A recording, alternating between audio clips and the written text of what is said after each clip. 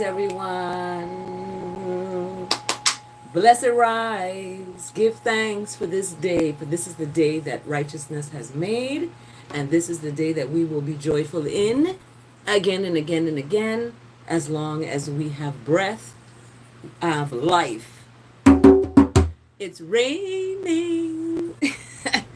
Blessed greetings and welcome to Chant A Psalm A. We are here today on the 25th. Yeah. I wonder, on the 25th, if you go to my channel, you'll see the video that I did for the 25th. You'll see that. Oopsie. Okay, I got my hot tea. How is everyone? Blessed greetings. We are here today. It is raining here in paradise. It is beautiful. Even though it's raining, it is still beautiful. So we're going to get ready here.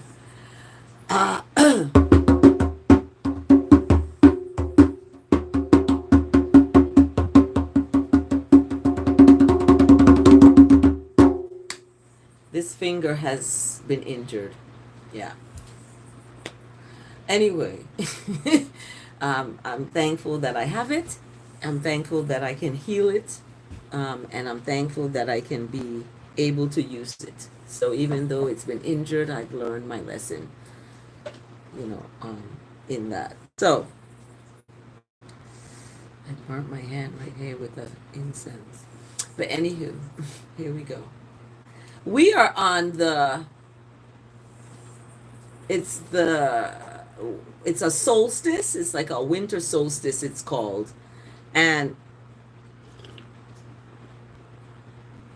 in the scriptures, it's been told to look at the skies, look at the stars. So I looked up there, and staring back at me was a satellite up there. I could tell. I could tell. So I gave it the middle finger. I did. So, anywho, the stars are signs, and as we look at the times we're in now and the signs that we're seeing, a lot of them we have to discern those signs, because in this one of the Psalms it says that other folks are making these signs, they're making their own signs. In other words, I think it was a Psalm yesterday, the day before. Check out my channel. Thank you for tuning into Chant A Psalm A, for liking this video, and for being here as we liberate the word. Okay, that's what it is. We're liberating the word. Okay. People guess my age. I told someone, I said, you know what? Well, I'm gonna get some trolls, but I don't call y'all trolls. Okay. Once you're kind, and thank you so much, you're being kind, that I look like 30. Good guess. Anyway, we gather to liberate the word. So that is what the psalm is. And as we move forward in this time of signs, okay, signs are billboards. Some are billboards in our lives, like a big billboard showing us, but we still can't see what's right in front of us. Sometimes we're not able to see what's right in front of us. So we have to step away. Step away, okay, and see. So in this season, in this time, as we move into the celebration of a new, okay, it's a birth of this one that was hailed as, king, and then crucified and called all kinds of names, and you know what I mean? So, and betrayed and all this stuff, and went through these things. So we have an advocate. That one went through that. So, we're going to do good now. We're going to be respectful. We're going to, you know what I mean? Because this happened. That's a sign. These are signs. Just like the so-called children of Israel saw the big sign, when they saw Moses take his scepter, he was like, he put it into the sea. This is what he was told to do. It might have looked crazy. He might have looked cray cray, but he listened to that voice. Someone says, what voice are you listening to? Whose voice, right? The voice of righteousness tells you to do good. The voice of righteousness keeps you in a good space where you're less stressed and less, bothered by things, and you move forward into your purpose, right? And whoever is there with you is there. Whoever is not is not. That's not your,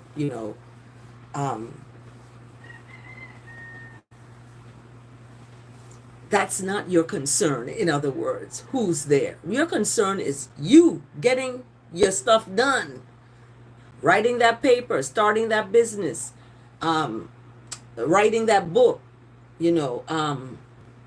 creating that idea of making life easier for people that they can use. So as we move forward in this season, people are celebrating right now the birth of Christ, right? And it's sacred. It's a sacred time, and it's a time for people to be respectful, not to drive through crowds of gatherers for Christmas and hurt folks. This has happened. There also, we have technology now that's being tested. There was a drone show that was done. An 8-year-old or 7-year-old boy got hit in the chest with one because it fell out the sky. So what voice are we listening to is a good question. That voice that tells you to put that Christmas tree up, when Jeremiah chapter 10 speaks of that specifically as something that you are replicating in the way that the so-called children of Israel did when they took the remnants of Pharaoh's court and created this golden calf that they worship, that they bow down to. And it's like, wait a second. Wait a second. This is something outside of yourself. This is not something that's inside of you. And you're relinquishing what's inside of you for something else that's outside of you. And then you wonder why people are depressed and have anxiety. Okay. So I'm prefacing all this because if you want to call today's Chant A Psalm signs, you can. I don't have a name for the psalm title. It's Chant A Psalm A, right? That's what it is. However, there's themes throughout each psalm that I chant and that I unpack. We got the suitcase, okay? We're unpacking it, and unpacking it means that we are going to be open-minded, and there are things that we may do that is in contrary to what we should be doing. Okay? So, I'm a type of person that my inner being, that divine inside, cannot lay and sit still. Yep, some people, oh, she got ADHD. Okay, whatever. I'm not going to sit still. I gotta keep moving like a fish in the water, swimming. He's got to keep swimming or he's going to die. So I got to keep moving, got to keep going. And in that process, I'm enjoying the process of my purpose. And we may not know what that is, but we got to enjoy that process. And we will come to that purpose. We will find out what that is. Okay? So greetings to all of you chanting a psalm with me today, with your questions. How old are you? And I haven't heard about the one piece. I haven't heard about that long forgotten scripture. There's a lost books out there, and there are other scriptures that have been, taken out. I mean, the thing's been translated how many times? When it gets to from one to the next, is gonna. So when I translate this, I'm looking at the English language and words that mean one word meanings. That's it. It's not no rocket science, because language has been used to oppress. That's just the reality. So the psalm today is kind of two psalms. Today's psalm is 94, in the Chant A Psalms for the strong. Each strong day, I don't use weekday, but each strong day, because we got to stay strong. I'm telling you out here. Each strong day, it's a strong day. It's not a weekday, but each strong day, there is a psalm for each strong day. And I've researched and I've collected this over the years. I give thanks, to the Nyabinge, tabernacle, that where I got the information and the order of, psalms for each month and each day. So Psalm 94 is for today, and it's about righteousness will not forsake righteous people. So doing good is not out of style. Okay, it may be out of style because the world says the good doesn't win, the whatever that saying is, when in fact it's the opposite, because the world is in contrary to what righteousness is about, because the world is about selling things, and they're gonna do nefarious things to make money. Bottom line, that's what's happening. And that's the way the world is, and it's becoming obvious, especially in small tiny communities, small islands or small towns.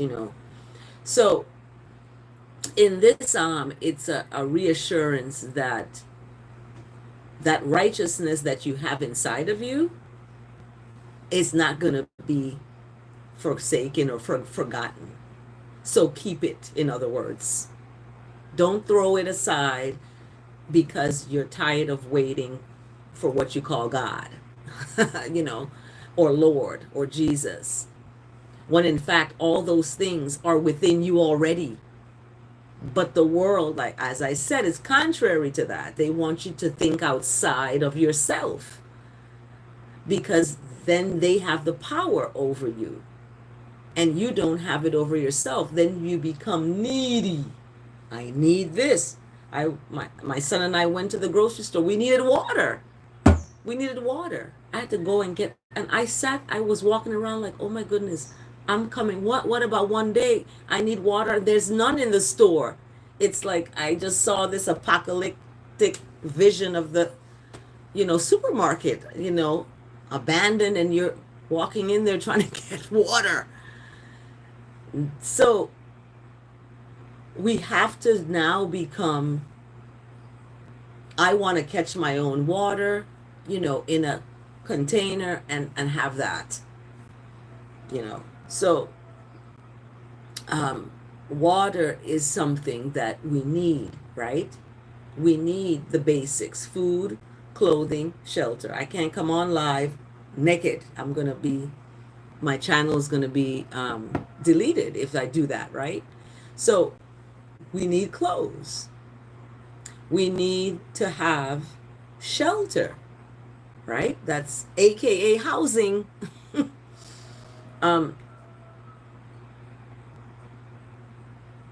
So we have to become knowledgeable of ourselves, basically. That's what the liberated words are. It's to liberate you. So Psalm 94, and then we also have the Psalm 128 for today. Psalm 128. So Psalm 128 begins, it's a pretty, I'm going to start with that one. Let's see.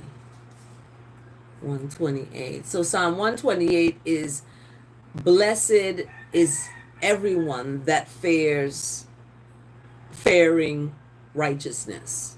You know, you are afraid of doing wrong, in other words. You know, you fare that you're blessed when you are afraid to go into a store and steal, for example. Remember, I gave the analogy of the two friends going into the store. One wants to steal and the other one wants to start their own store, and they're in conflict, right? That analogy comes up again when we look at this Psalm 128. Blessed is everyone that fares righteousness. So you are blessed, highly favored, wonderfully made. You're already that. But that has to come into your works now, your actions, because that speaks louder. And your heart, you know, faring. I remember being in a meeting with my supervisor years ago, and she started speaking to me about something I was doing, and my heart started, I was afraid. And I look at that now and I'm like, she is not God. You know, she's a God. She's came out of that perfection of God, but she is not the ultimate one of that I should be afraid of or fear. So when we look at the Psalm 128, blessed is everyone that fears righteousness. And then Psalm 94 is about that righteousness not forsaking people who are righteous, who are, you know, doing what Psalm 128 is talking about. So we're going to begin with the verse of the day, because today is the celebration of Christmas, when people celebrate the birth of Christ, and we see images and we see statues and we see scenes, you know, of this event. And when these recreations are to celebrate, you know.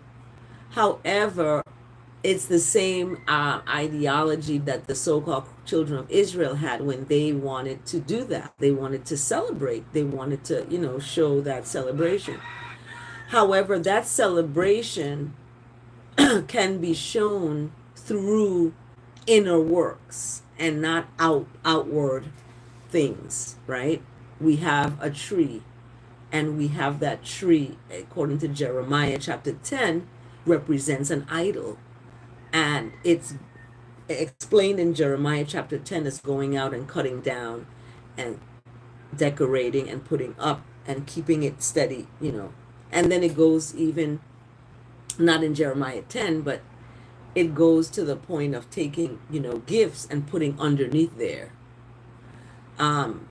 In that continual idol worshiping ceremonial event, right? That is outside of ourselves. Yes, the rooster gonna crow. Someone agrees. You all may not, because everybody is into what they're into and they want to justify and support that. And like, I want to look at naturally having a relationship with the Creator and not having to be joyful over outward things, you know, joyful because of inner things, joyful because I have been kind to someone, joyful because I've shown, you know, humility or meekness, or I've given and not, you know, taken. So we're going to start with this psalm because Psalm 94 speaks to that righteousness always being there. And it's represented in this Lord God and Jesus, and it's represented in those ideologies and names. And some people may not believe in those ideologies and names, but they do believe in doing good. They do believe in compassion. They do believe in caring. They do believe in love and kindness. But they may not believe in those structural names that have been manifested or mankind has created and divided up. This one is a Pentecostal, this one is a Lutheran, this one is a Catholic, this one is a Methodist, this one is a Episcopalian, this one is it goes on and on and on. And more outskirts are being created as we speak. There are more 501c3 churches popping up than ever before. And what are some of them being used to funnel money? These are the things that are happening. People don't want to talk about that. But these are things that are happening. And it's gotten to the point where it's a stench. It's stink. It's like the waters stink. The places stink. It's like a stinkness. So the verse today, Isaiah, and I wanted to start off with the verse today. We're going to return to Psalm 94, but Isaiah is my guy. Just like Jeremiah is my guy, Isaiah is my guy. I would plant a tattoo and put Isaiah here and Jeremiah there. I would take that pain of that needle for those names. I would do that. Okay, but not. Ooh, just thinking about it just gives me EBGBs. Oh my goodness. So Isaiah's my guy, and it's Isaiah 9:6. Isaiah chapter 9, verse 6. 9:6. My second son was born in 1996. And Isaiah was a prophet, was a prophet. So Isaiah 9:6 speaks, and I ask that the words of my mouth and the meditation of my heart is acceptable to thy righteousness, kindness, compassion, grace, mercy, love, forgiveness, long suffering, all of it. You can put it all in a one name, mighty name, Jesus' name, Selassie the First, Rastafari name, Jehovah Jireh name, what? Almighty Most High, Papa Bodier. My mom, she speaks French. She said, Papa Bodier. Beautiful names. And we embrace it. We have a division when we say one is mightier than the next. That's where the division comes. And people get killed for these things. You see crucified, you see how Jesus was crucified, This has been going on. So, in looking at Isaiah, the prophet, read up about Isaiah. There's a lot of information about Isaiah, the prophet, that's not in the scriptures. Okay? So you have to read extended learning, it's called. You just don't stop right there. You got to go extend your learning and go read, right? I saw someone reading, and they had their notebook right next to them, taking notes and highlighting and taking notes, and that's extended learning. They're not just reading the text, but they're extending the learning into writing points about what they're reading. So I'm going to really push my students to do that. You have your text and you have your book next to you to take notes. And we're going to do one in class. Shucks. I'm not wasting my time. You come to class. You're going to get the text and but you're going to sit there and do that for one paragraph. Let me see. And then you're going to turn it in. I'm going to read them and give them back. So that's a good thing that was shown to me, and the person wants to remain anonymous. Anyway, greetings of love and joy with great gratitude for the Most High. Daily Elsu, in the house. Thank you for being here. Thanks for liking this video, y'all, by the way. We are 25 minutes in and I haven't even started. So this preface, I've prefaced, um, we're looking at Isaiah. So the verse of the day is Isaiah 9:6. And I was saying that my son, he is, the year I birthed him was 1996. The My first birth was 1991. Yeah. I got married 1990, 1991. I had my son. I was 5 months pregnant. You could see my stomach. I was showing. Anyway, so Isaiah 9:6 speaks of this child. A child is born. So Isaiah speaks for to I and I. It says us, but I use I and I. It's all of I and I, right? Is born. And it's I and I because that's where it starts. It starts with you. It starts with the I. It starts with that inner, strength. And people might say, why you talk I and I? And then, yeah, because people have been indoctrinated. I was too. I was indoctrinated into the English language of the pronouns, okay? I stopped using pronouns when I was teaching my first son to read. I took the pronouns out. I said, we're going to take them out and you're going to read what they are. He learned to read really fast with that method, taking those pronouns out. Now you can comprehend the reading because you don't have no they, them, she, he, his, her, your, their, this, that. You have the words that represent those. So it's the same thing with God, Lord, and Jesus. We have those words, right? Those names. And they represent love, kindness. It's the same thing. That's what the world does. They take something and they just put it in this kind of way. They put something else in its place. I'm speaking up. Like Santa.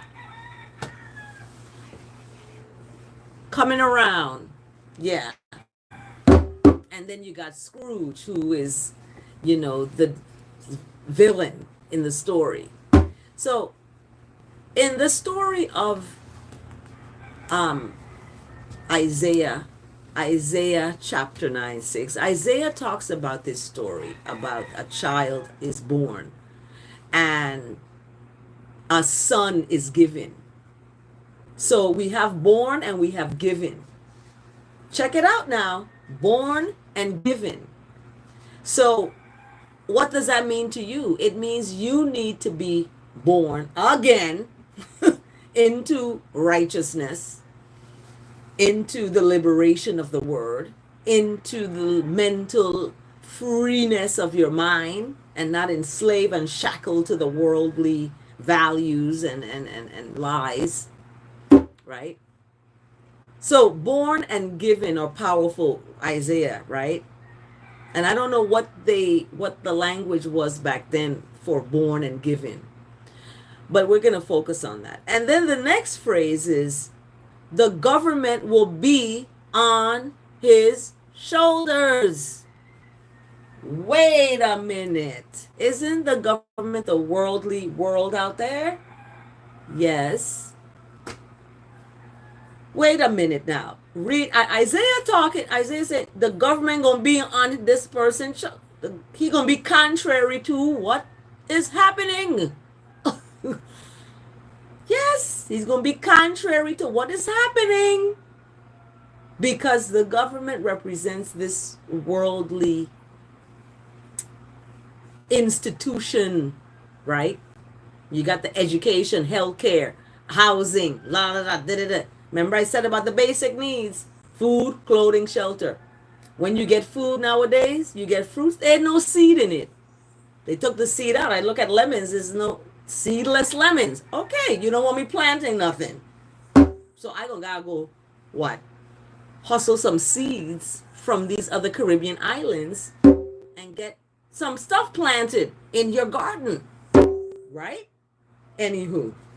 So we see this in Isaiah.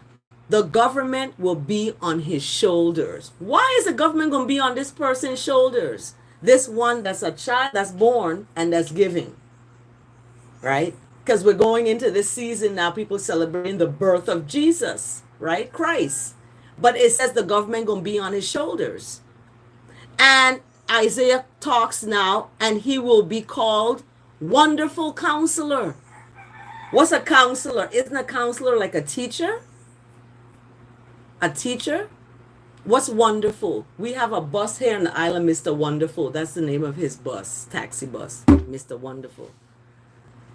And sometimes he's not that. Okay? Sometimes he's not that. He was using foul language in front of my summer workshop students one summer at the ferry dock in St. John. And I was like, what in the world can you not? Then he started cursing me for telling him kindly, wait, there's children around here. So this is what I'm talking about. Wonderful may not be, people maybe represent that name, but they not that. But this one is wonderful. This one came out of perfection that you all celebrating here today.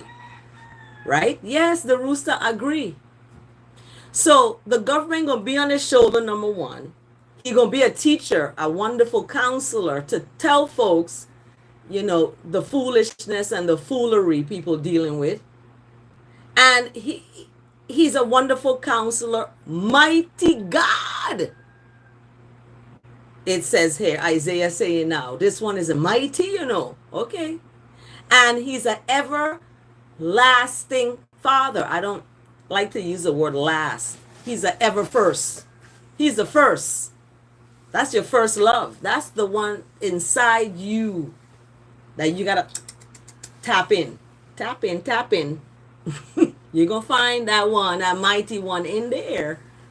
Because what it says here, the government going to be on his shoulders.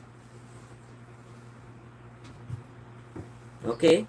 Now Biden getting old, he don't want to put no one to death. He's saying, because he's a devout Catholic, he don't want that on his hands. Right? So this wonderful counselor, this mighty God, this first Father, it says I say first Father, blessed Mother.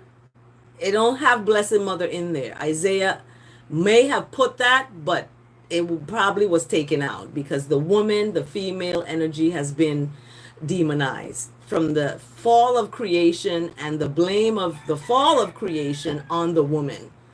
She listened to the snake and deceived the husband. All this stuff, right?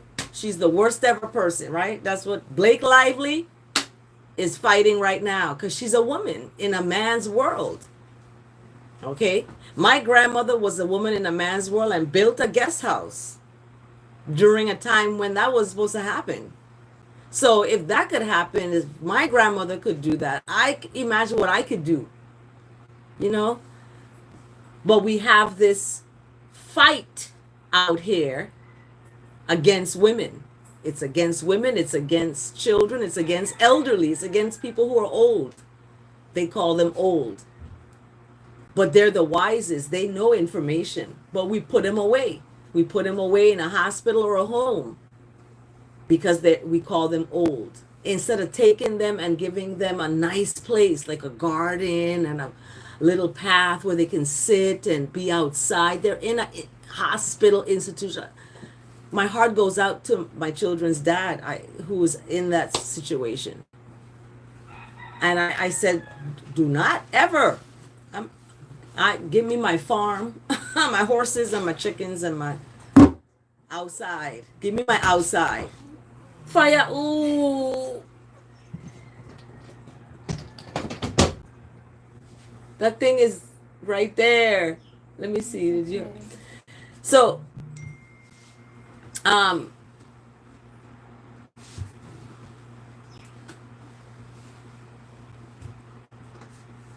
Isaiah is powerful. Is powerful. So this first Father and this Prince of, it says, peace, right? This prince of calmness. It's a prince of tranquility. Okay. And this verse today, I wanted to kick off because, people, we are celebrating that. So I wanted everyone to see what they're celebrating, who they're celebrating, right? My daughter's sneaking by. We can still see me.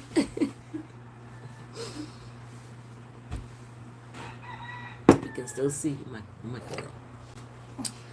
So we're going to transition to Psalm 94.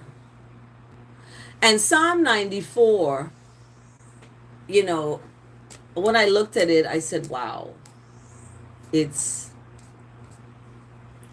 amazing because it's just appropriate for today. Psalm 94. Oh, I love that. With the jeans and the pants.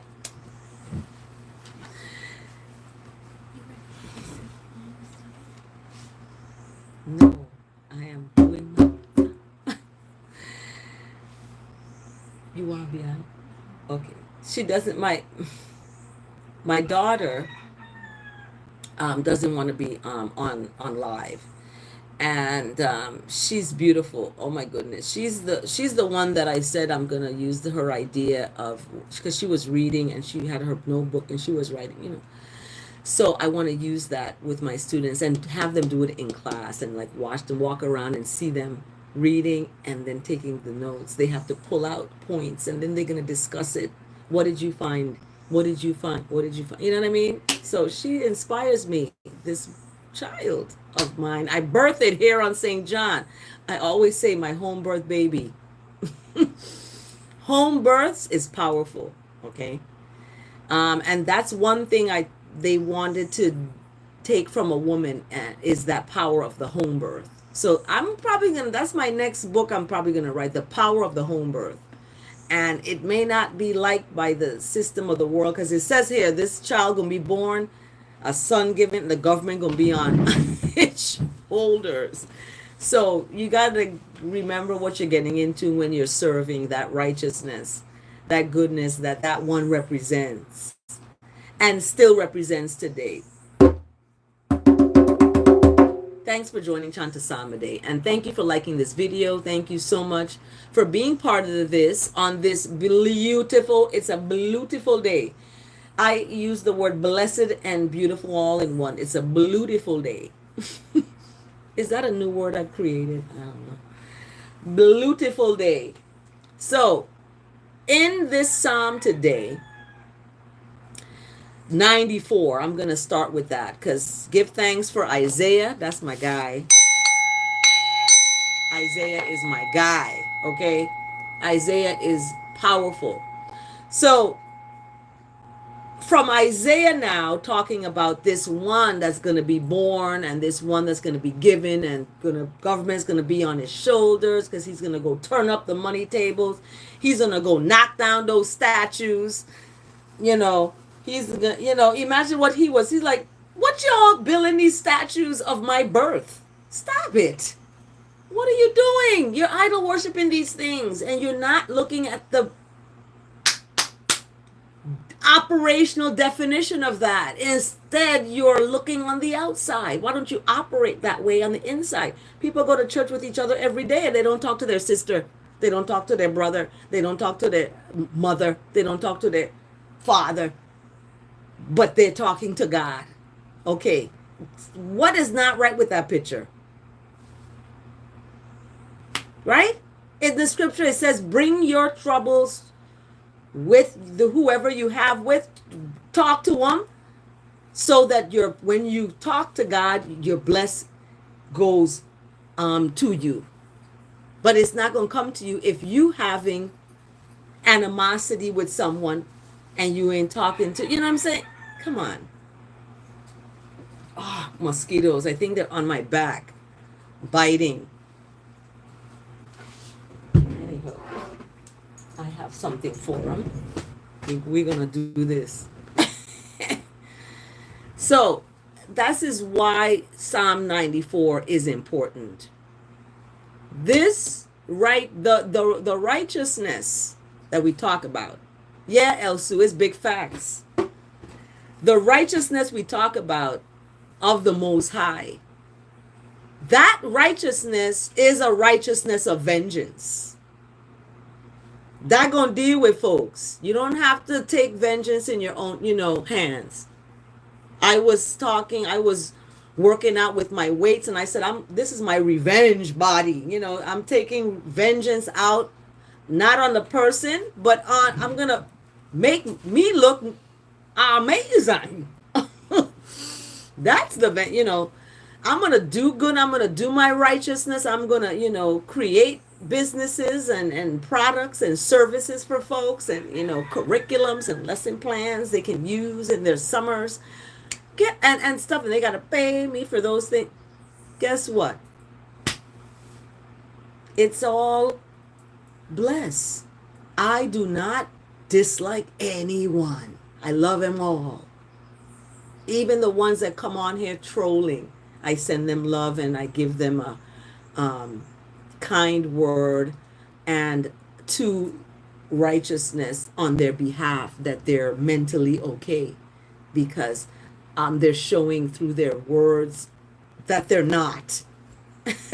El Sue, you show through your words that you're okay mentally. You greetings of love and joy with great gratitude for the Most High daily. That's someone that's got some kind of essence of goodness and righteousness. But when people come on talking about, all kind of stuff that has nothing to do with what I'm talking about, and they just try to get me off of my, flow, it makes them look ridiculous. And it shows that I show it. And they don't want to come on here again, because they're going to be outed with that reality that sitting behind a computer and instead of sharing a word or a goodness or liking the video or whatever, you're spewing these remarks. So this righteousness of vengeance is gonna shine, is shining forth. So what does that mean? And just like I use the example of my revenge body, that's going to shine forth. That vengeance is going to shine forth of the Most High's righteousness. That one's going to handle folks. Okay. So in verse 1, we get that framework of the foundation. It's set up there. We don't have to do anything to people. We don't have to put spells on folks. Somebody said to ask me, how do you put a spell on? I said, what? I said, girl, bye. Put a spell? I'm going to send love and sprinkle and sparkles of kindness. That's the spell. What else is there? I'm not hating folks and want to hurt folks and want people to, bleed. Someone told me, I want to see them bleed. I was like, stop that. We don't want to, you do not. Because then you put that out there, you going to end up bleeding. And that happened to the person. They were cooking and they cut their finger. They started bleeding. See? So don't say you want something bad for someone. Want good for yourself and each other.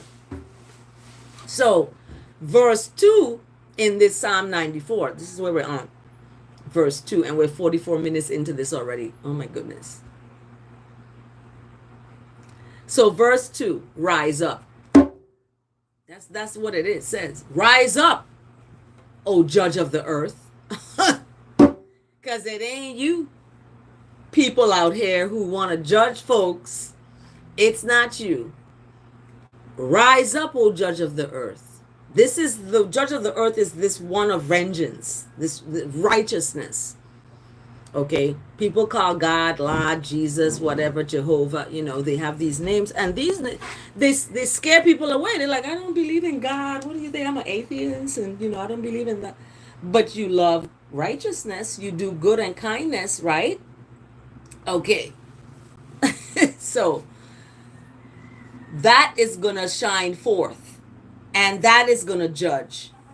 That is going to repay to the proud what the proud deserve. So that's why I don't deal with pride. People say it's Pride Month. Oh, no, we're not supposed to be about that. We're supposed to be about love. Why can't it be Love Month? Come on. That rainbow is love. It's the promise of love. So why is it that we've indoctrinated these titles of that? What time is it? Oh, it's 15 to 8 now. We're at 15 minutes up to the hour, everyone. 15 minutes at the top of the hour. Some of you, it's a way no do that. I want to go and listen to the choir. I love to hear the music. Music is the best. You can go out, give a donation to the church just to listen to the music. People go to clubs. They go to clubs and they go to concerts, listen to the music, and they pay hundreds of dollars to go there. So go find a church and go sit there and listen to the music. It's beautiful. Participate, sing along, get your righteousness filled with the word and translate it in your mind. I told my son that. He's like, I'm not going to church. I said, just translate it in your mind. I was like, translate it in your mind. Translate talking about. So whenever they say Lord and God, put righteousness or compassion or love or kindness in its place. They do it. They put all these pronouns in the place of words. So anyway, verse. My daughter, you can still see you. I tell that to my little dog, Respect, when he's hiding after he did something wrong. He wrong. He's hiding. I said, boy, I can still see you. I can still see you. Your white fur. I miss him. Anyway.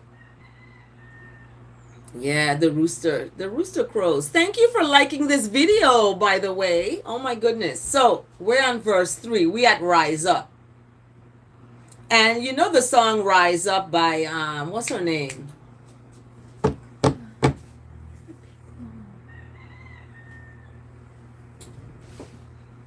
In the fridge, I believe. So that song Rise Up by Andra Day. That's the name. That's her name, Andra Day. So right now I'm not on any internet. I'm on my hotspot because the internet's been out since yesterday at 3 a.m. We don't have internet. Via is the name of the company who provides us the service, and the service has not been provided. So there goes paradise. For the poor people who can't afford, to have their own tower, like Jeffrey Epstein. He had his own tower. He had his own internet. He had to worry about that, right?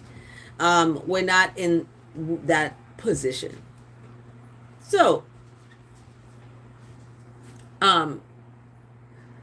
rise up, judge of the earth, because the proud is going to be given what they deserve. So don't be proud out here. Don't be too proud that you can't apologize, or too proud that you can't tell someone you love them. Don't be so proud that you can't be honest and tell the truth, right? So in verse 3, it speaks of the righteousness and this wicked being exalted. We read that yesterday, how the wicked is, has an easy time, and they've been, elevated, and these kinds of things. How long? It's asking a question in verse 3. It's a question. How long? And in verse 4, it specifies what the wicked are doing.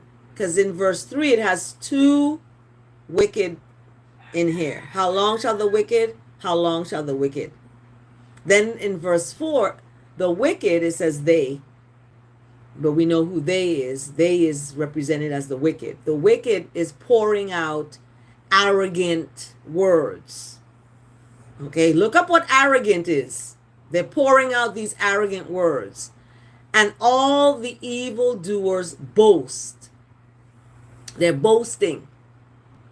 That's my woman, that's my wife, and I'm the girlfriend, and they're going on. They're boasting. And in verse 5 now, it speaks of these same wicked are crushing righteous people, crushing them, and afflicting their heritage, their, generational wealth, in other words. And in verse 6, it talks about they're even going to the extent of murdering the widow and the sojourner. This is happening in the world today. Men are off fighting to war, and they're ended up not surviving and leaving their wives as widows.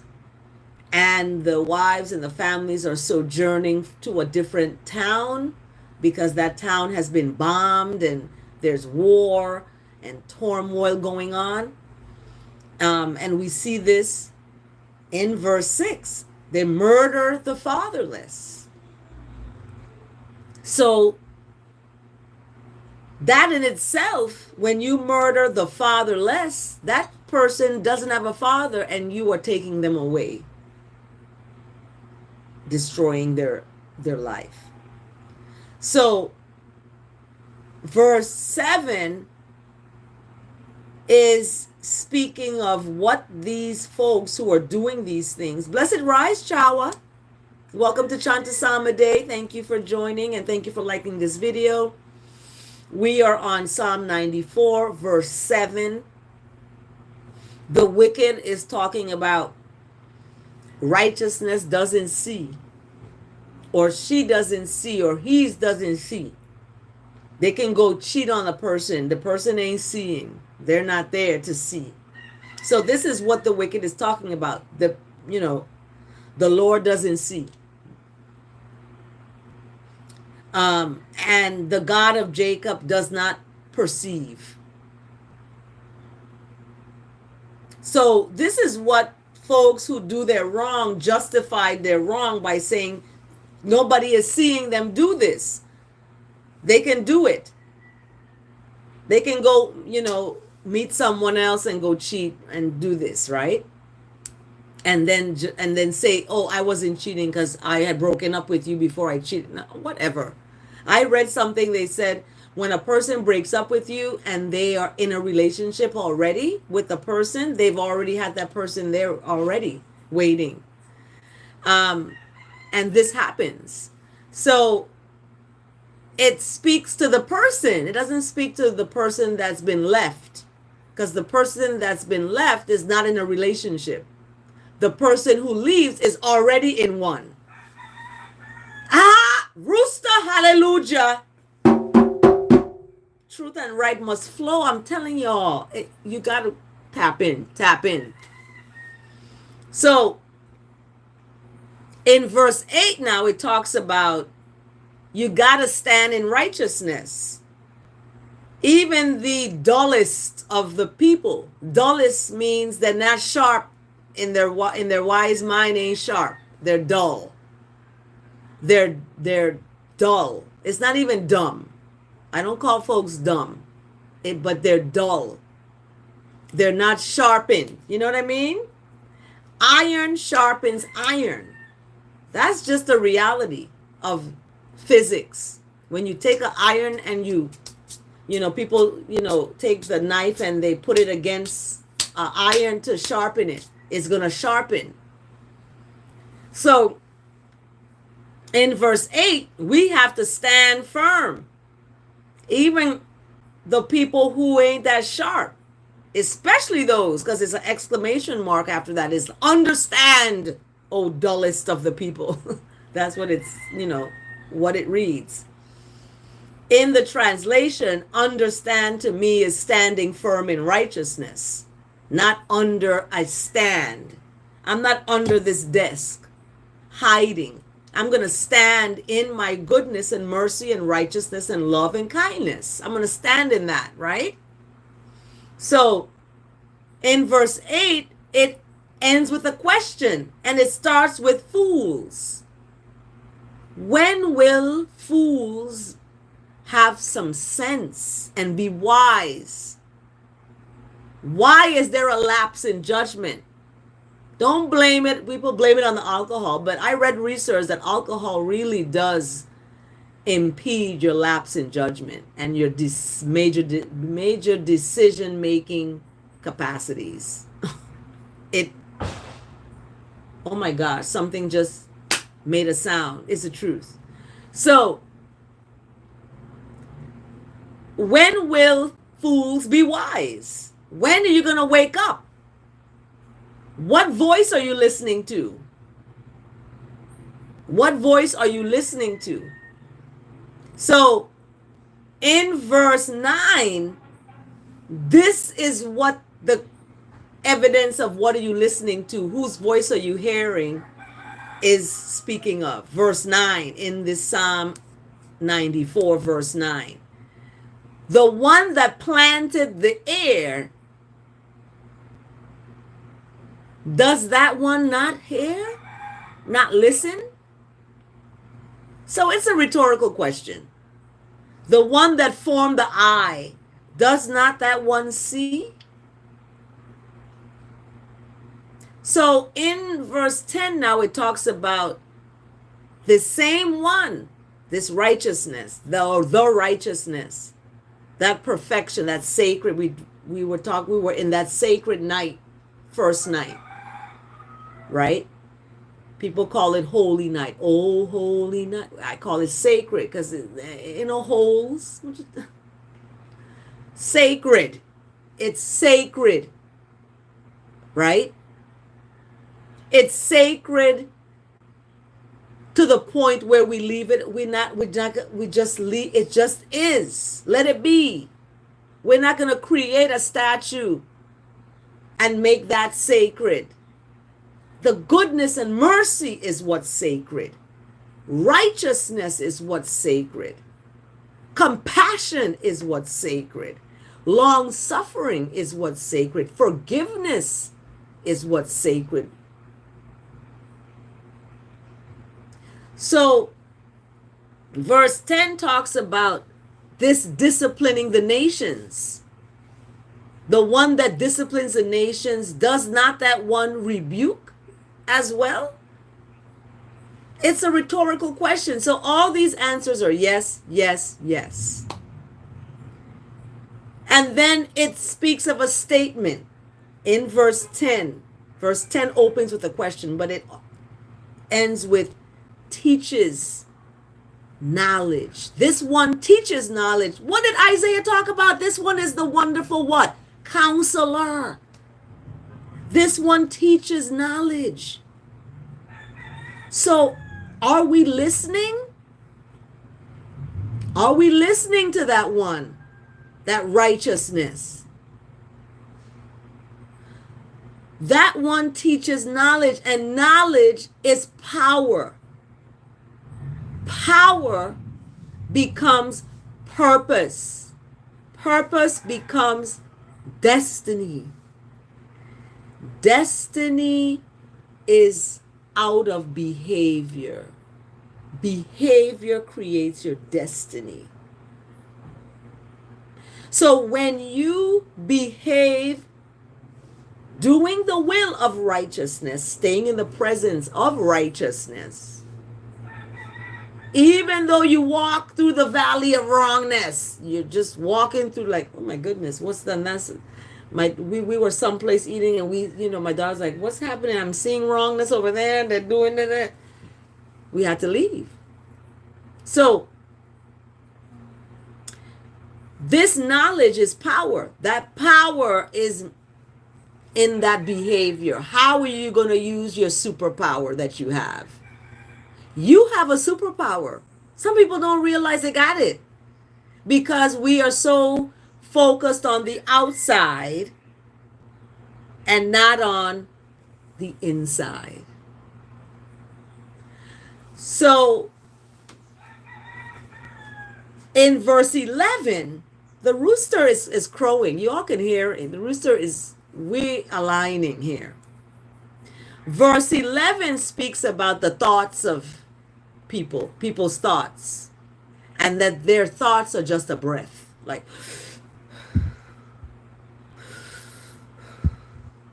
just a breath. What does that mean in its fullness? That righteousness knows the thoughts of I, and that our thoughts are just a breath. That's why we talk about, oh, excuse me, drinking my tea. We talk about breath. The breath of life we have harnessed. We've learned how to breathe, right? We've learned how to breathe in this flesh. We've learned how to take care of this flesh. But do we know? And are we doing it? Because when people know better, they do better. They're not bitter. They just better. Because they're doing the best that they know. So shout out to Amanda Seals, because Amanda Seals got some information. People can talk about her all kind of negative ways, but she got information. She's sharing. She's dropping. You got to listen to her. Okay? Check out Amanda Seals TV on YouTube. So we go to verse 12, and it speaks of the one that's blessed is the one that's disciplined. When children aren't disciplined, they can go run amok. That's what happened. They can run amok. So when a one is disciplined, they're blessed, because then they know what they did. They can pick themselves up and keep on learning to do the right thing. So blessed is the man. You know, the scriptures were, it's a patriarch. That's why it's amen, right? Amen. M-E-N, men, man. Blessed is the man. What about the woman, right? Anywho, blessed is the one whom righteousness disciplines. Because when you're being disciplined, when you're being corrected, that's righteousness. All is working together for your good. You may not like it at the moment, but it's working together for your good. I had to learn that the hard way. Okay? So that righteousness disciplines, and that righteousness teaches out of this law. It's a righteous law. It's like, okay, these are the rules of righteousness. You are kind, you are honest, you are compassionate, you are humble, you are long-suffering, you are forgiving, you are caring, you are kind, you are compassionate. These are the laws of righteousness. So if you are not one of those, or you don't do those things, get back from me right now. Get. If you are just about your personal gain, just about your own selfish wants, because you shall not want. I talked about the weak and the needy yesterday, because the weak and the needy are going to be rescued once they, tap into themselves. But when they are weak and needy and they are vulnerable to the hand of the wicked, leading them into nefarious sexual relations and nefarious who knows what, stress, turmoil, whatever else may be happening, righteousness is disciplining. So it's important. The roosters just agreed. Righteousness is disciplining. Because to give one rest from days of trouble. So blessed is the one who righteousness discipline and who is taught out of this righteous law that I just went over. To give that one rest in days from days of trouble. Okay? So once that righteousness disciplines people, folks, right? Those folks are blessed. They're blessed and they're going to be given rest. They're going to be given rest from days of trouble. I looked on the news and people in trouble at the airport trying to get to their destination.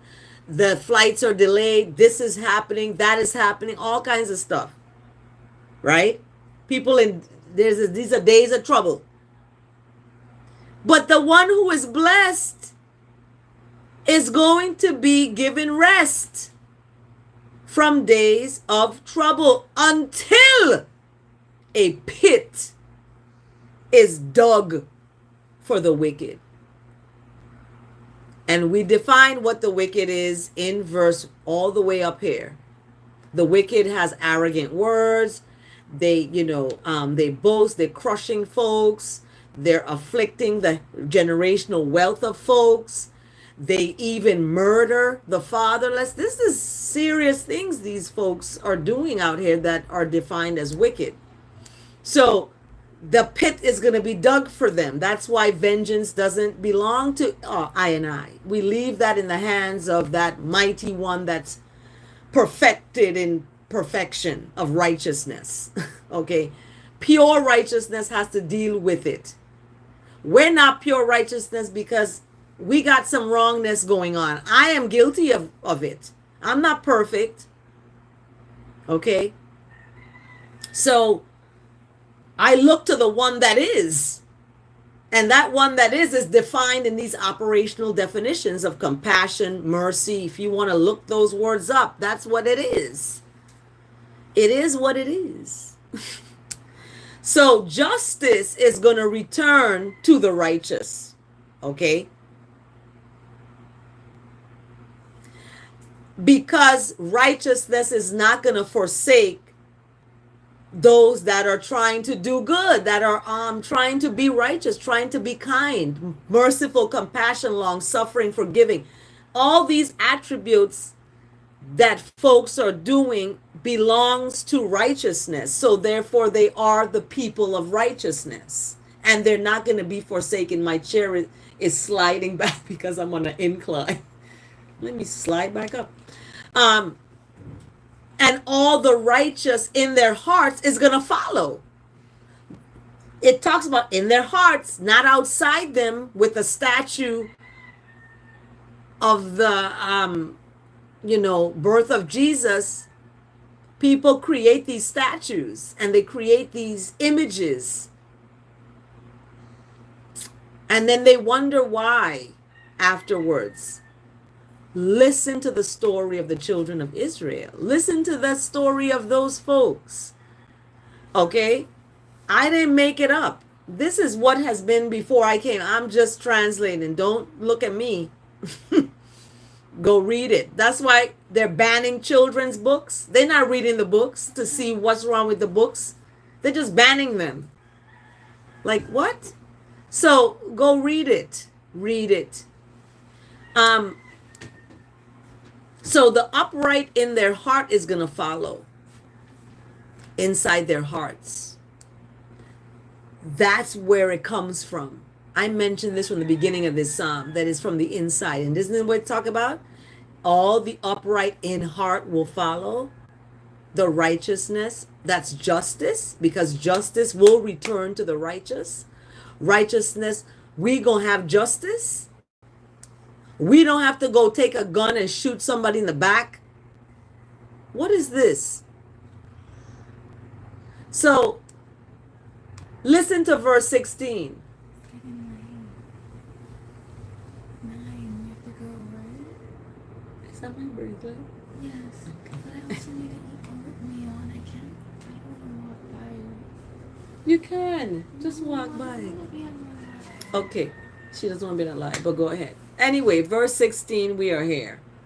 Who rises up for me against these folks? The wicked. Who rises up for me against them? Right? That's a question. Ain't gonna be you. Don't go taking these folks into your hand. Don't. Who stands up for I and I against evildoers? It doesn't say go and go do something to these folks. It says who is going to stand. It's a rhetorical question. Verse 17 has the answer. Righteousness. Because were it not for righteousness, my life would have soon lived in the land of silence. Like I wouldn't be alive, according to verse 17. Verse 18, when my thoughts are, oh my goodness, my foot is slipping. Guess what? The steadfast love of righteousness held me up. Yeah.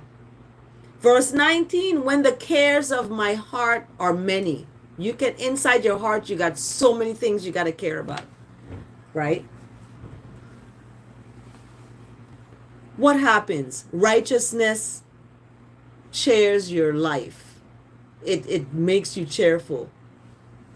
So, verse 20 is a question again. Can wicked rulers be allied with you?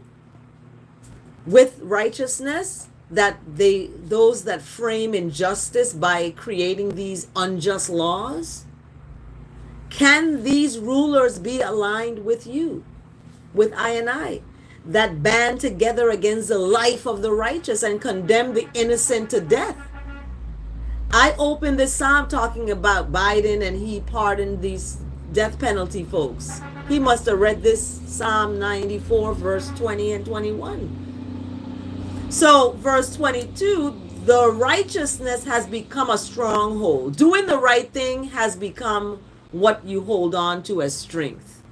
And the righteousness is the rock of your safety. That's the safety. That's your rock. And righteousness will bring forward onto folks' own inequity. So, in other words, you get what you give. You reap what you sow. Okay? And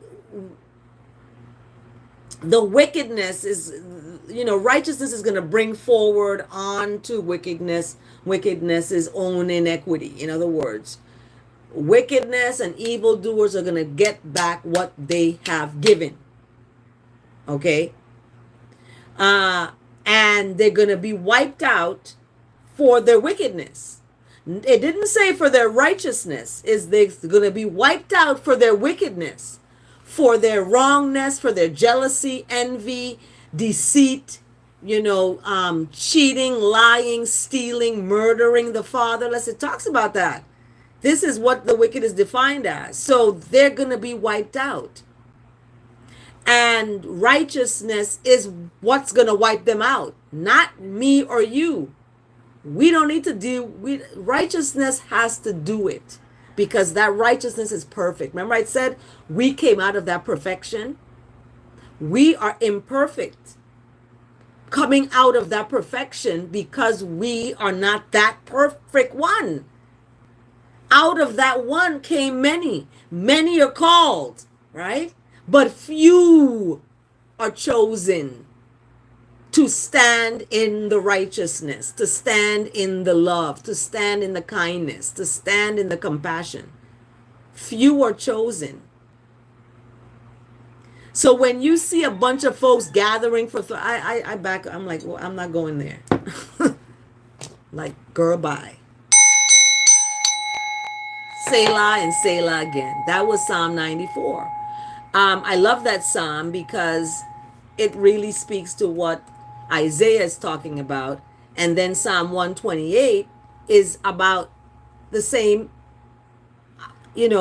alignment of righteousness and reaping what you're going to sowing, what you're going to reap what you sow. All of that is tied to Psalm 128. Blessed is everyone that fears that righteousness, that goodness, that walks in the ways of perfected goodness. We walk in those ways. We can't be that perfect, but we can walk in the ways. And that perfect one is going to keep us sheltered because we're walking in the ways. You know what I mean? We're with that one that's perfect because we're staying in the presence of that perfect one. We're doing the will of that perfect one. So in verse 2 for Psalm 128, you're going to eat the fruit of the labor of your own hands, and you're going to be blessed, and it's going to be well with you. So you need to remember to plant into your good soil. You are the good soil. Okay, everybody's giving money to the church today, right? You are the good soil. You have to plant inside of you the goodness. So it's written in verse 3 that your wife will be as the fruitful vine within your house. So they're speaking to men, right? The patriarch again. And your children will be as olive shoots around the table, right? Verse 4, blessed thus is the one to be blessed that fears righteousness, that fears, doing wrong. You're afraid to do the wrong thing. You love doing the right thing. You're like, wait a minute, that's not wrong. I'm not doing that. I'm going to do the right thing, right? I'm going to be honest in my relationship. I'm going to do the right thing. You're afraid of doing the wrong thing. So when people do the wrong thing, they're not God-fearing people because they think that they're hurting a person when in fact they're hurting themselves and God. So in verse 5, you're going to be blessed from this perfected place of Zion is mentioned. And you're going to see the prosperity of Jerusalem. Okay? That's represented as tranquility, love, and kindness. That place, that place is going to be prosperous all the days of your life. And you may you see your children's children. This is a psalm, really, 128 for grandparents. If you're a grandparent, you're blessed to see your children's children. You're alive to see your children have their children, right? And tranquility be upon all of I and I during this time as we outro with the psalm. So as we look at this Christmas day, my joy is complete because that Christ is reborn in me. And I said that earlier, that we have to look at that birth within ourselves, right? Christmas Day, according to dailyword.com, publishers are Unity publishers. They have a Christmas message, and this is their message. Christmas Day is the culmination of a busy season of planning, visiting, and volunteering, and celebrating with joyous activities. I feel joy and gratitude as I enjoy the day. I may gather with family and friends or spend time in tranquil solitude. However, I celebrate, I revel in standing firm in righteousness, that it is the fulfillment of the season of Christmas, the celebration of the birth of Jesus and the rebirth of my Christ self, staying in the presence of that and doing the will of that. All the busyness of the season, people shopping for gifts, getting Christmas trees and decorating them. Please read Jeremiah chapter 10. An outward preparation or symbolic of inner preparation for spiritual rebirth, maybe. I am grateful for the righteousness reborn in me. This is what the season is, to take hold of the righteousness within yourself and be kind to people. I give thanks for my heart-to-heart connection with dear ones near and far.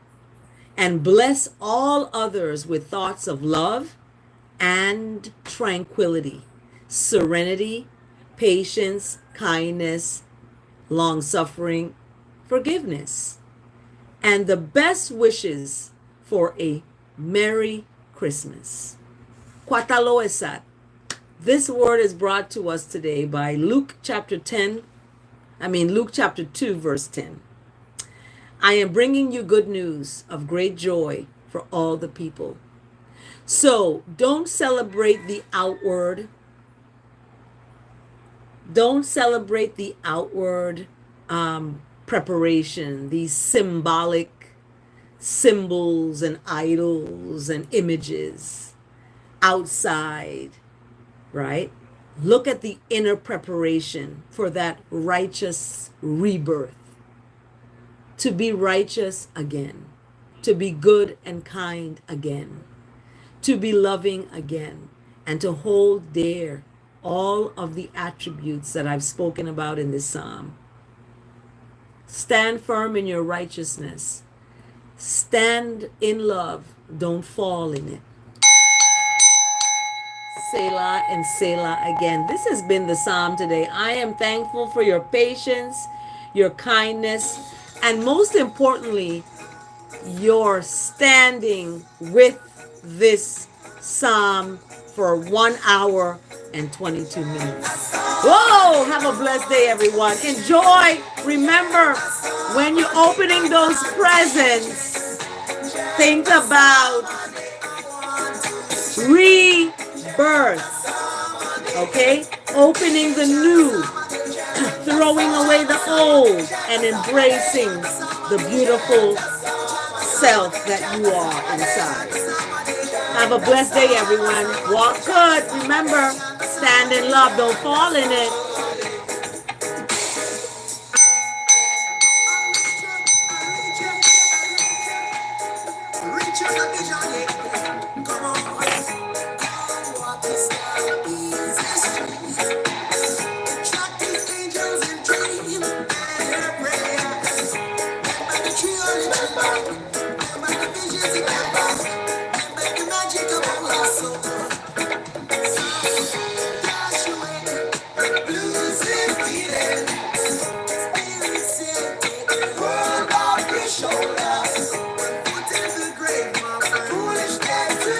Take the world off your shoulder. Remember Isaiah said the government gonna be on his shoulder. Yep. When pressure drops, you cannot conquer.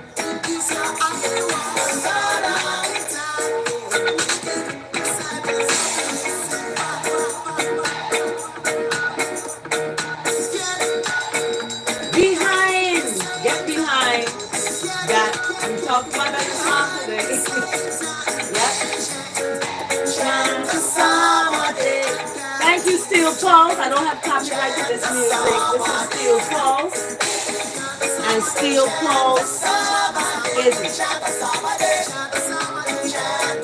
Pulse is going to be in Louisiana, October 18th, October 19th, October 21st in ATL. October 22nd in Jackson, Mississippi. They're going to be in Birmingham, Alabama in October 24th. October 25th, they're going to be at the House of Blues, Myrtle Beach. Get your tickets October 27th. They're going to be in Brooklyn in the house. They're going to be in Berkeley, California, December 30th. And they're going to be in Solana Beach, California at Belly Up on December 31st. February 22nd. In Chandler, Arizona. Check out Steel Pulse, y'all. Have a blessed day. Walk good and stand in love. Don't fall in it.